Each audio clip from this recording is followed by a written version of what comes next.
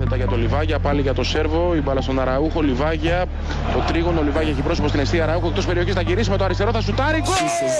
Φοβερό γκολ! Αραούχο!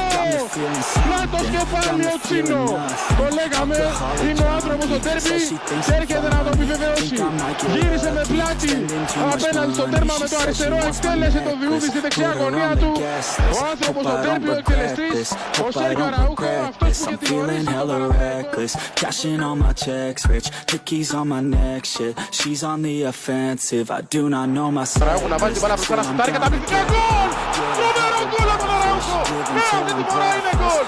Ο Αργεντινός τελειώνει τον Ολυμπιακό για ακόμα μια φορά. Πελατειακή σχέση πλέον με την γκολάρα του Αραούχο, ο οποίος την έφερε μπροστά. Τρίπλαρε το Ρωμαό. Can't think when she's aggressive. Yeah. Γκολ! Ό,τι έβαλε! Ίδιο με τον Ολυμπιακό!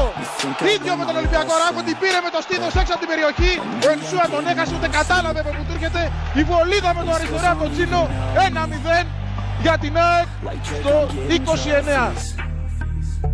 You want it, girl, then show me. Yeah. And we ain't getting no. Δεύτερο δοκάρι Αραούχο μόνος του. 3-0! Όχι δοκάρι, γκολ! 3-0 από τον Αραούχο. Ξένος του αφύλακτος στη μικρή περιοχή. Κοιμήθηκε εδώ η άμυνα του Παναθηναϊκού. Δεν υπήρχαν μακαρίσματα.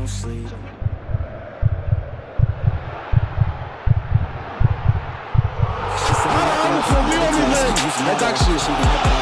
Βγάλετε λεφτά και πληρώστε το. She been so bad with the men in her past. Now she just want the professor so bad. I'll give her lessons that she never had, like taking a freshman and teaching her math. I'll keep her guessing until she a grad. She always leaves them guessing. They don't know what's next, man. Learned it from the best, man. She loving every lesson with hands-on sessions. Points for attendance. She asks a lot of questions. I answer with my presence. I sit back.